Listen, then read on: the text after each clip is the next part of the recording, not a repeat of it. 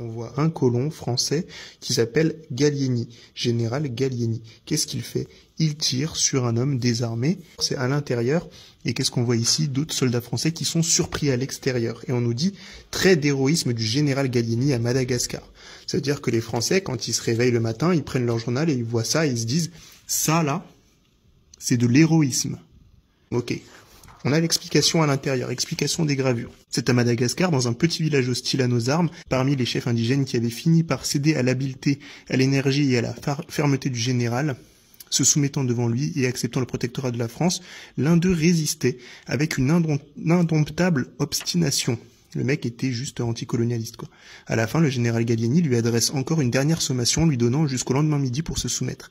Le chef malgache fait répondre qu'il restera dans sa case et que si le général français veut sa soumission, il n'a qu'à venir la chercher. À l'heure dite, le général Gallieni seul pénètre, ou il pénètre dans la case, marche droit au chef rebelle et lui brûle la cervelle, risquant 100 fois de se faire tuer par les compagnons de l'insurgé.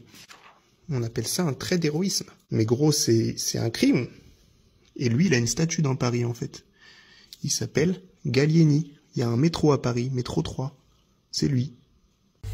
On reçoit ça. Ouais, c'est embêtant. À chaque fois que vous publiez une vidéo, vous devez avoir des notifications comme ceci.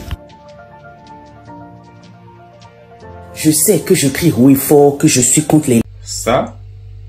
Les sanctions commencent à pleuvoir. On me menace de me bannir du programme de monétisation TikTok pour avoir publié cette vidéo. Tu as sûrement entendu parler de ce qui se passe au Congo. Et si ce n'est pas le cas, je t'invite à aller te renseigner parce que à l'heure... Et ça encore. Ouais, t'as bien lu, hein. T'as très bien lu. Aujourd'hui, j'ai envie de dénoncer, en fait, cette inégalité qu'on reçoit sur les réseaux sociaux, surtout quand on est une femme et qu'on est noir.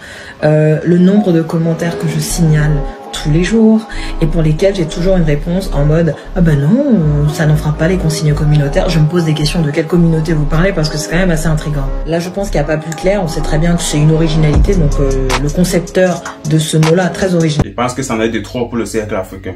Liberté de communication, de partage et de connaissances. C'est la raison pour laquelle nous avons mis sur pied le réseau social africain Djiba World, disponible sur App Store et Play Store.